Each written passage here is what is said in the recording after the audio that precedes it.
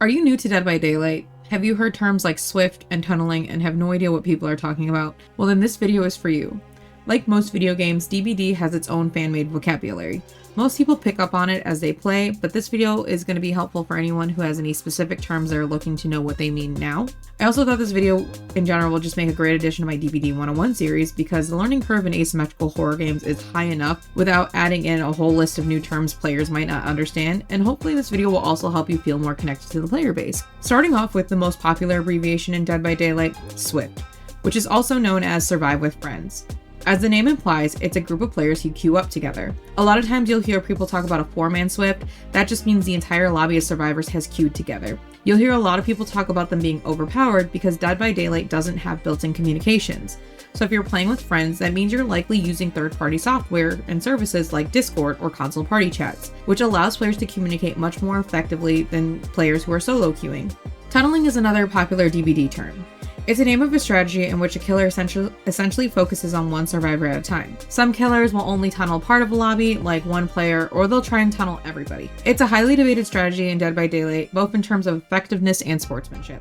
Camping is another strategy in Dead by Daylight. It's when the killer sits on the hook, preventing other survivors from getting the unhook. Again, it's a highly debated topic, but one the developers have taken steps to try and prevent. It originally used to be killers would camp by standing directly in front of the hook, completely preventing the unhook animation. Then that was patched and killers would stand nearby and wait to down survivors while in the unhook animation. The most recent take from the developers introduced an anti-camp bar. If the killer attempts to stand too close to a hook survivor, a bar fills up and will allow a survivor to unhook themselves once it's filled. But this unhook bar does not activate an endgame collapse. This anti-hook bar actually led to a new strategy which is called Proxy Camping, which is basically camping but from a distance far enough not to fill the anti-hook bar. Slugging is another killer strategy. It's when a killer leaves survivors down on the ground and refuses to hook them. It's commonly seen when there are 2 survivors left as it increases the killer's likelihood of getting all 4 survivors. And then some survivor strategies include 4% or Kobe. If you hear someone say they're trying to Kobe or 4% off the hook, it's referring to a base game chance of unhooking oneself without the full anti-camp meter, which if you haven't guessed is a 4% chance. Doing so successfully is often called Kobe.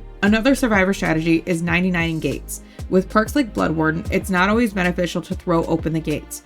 Like a lot of strategies in Dead by Daylight, this one is also debatable on if it's good or not. Blood Warden has a relatively low pick rate compared to most killer perks, so many times that's not really a factor in choosing to 99 a gate. Sometimes it's better to throw open the gates and take hits through the open gate, but keeping the gates shut when someone has been down can buy survivors additional time to get the unhook without worrying about the endgame collapse from getting them. Gen rushing is another term, and also another debated strategy. It refers to survivors who are efficient at getting generators done. You may hear builds be referred to as gen rush builds because they prioritize increasing generator repair speed above everything else. Juking, or juke, is usually referred to when a survivor can outmaneuver a killer, whether that's by making them whiff, which is the killer missing an M1 attack, or breaking line of sight, or getting the killer to give up chase.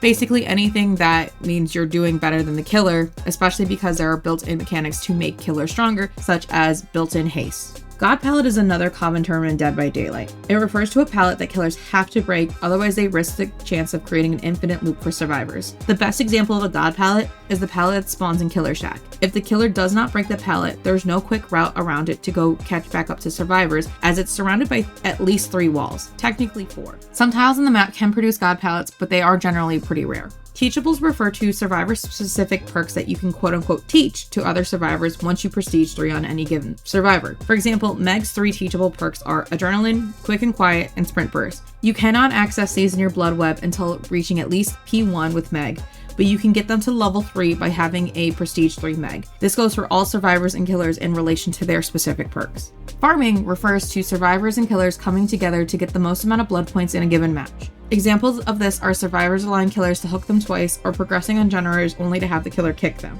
BM, or BM'ing, stands for bad manners. It's when a player does something that can be seen as disrespectful. Now, there is absolutely no standard for what is or is not BM'ing. Players are going to have their own take on it. Some examples of what might be considered BM'ing are survivors teabagging, killers hitting a survivor on hook, survivors flashlight clicking, or a killer closing a hatch in survivor's face.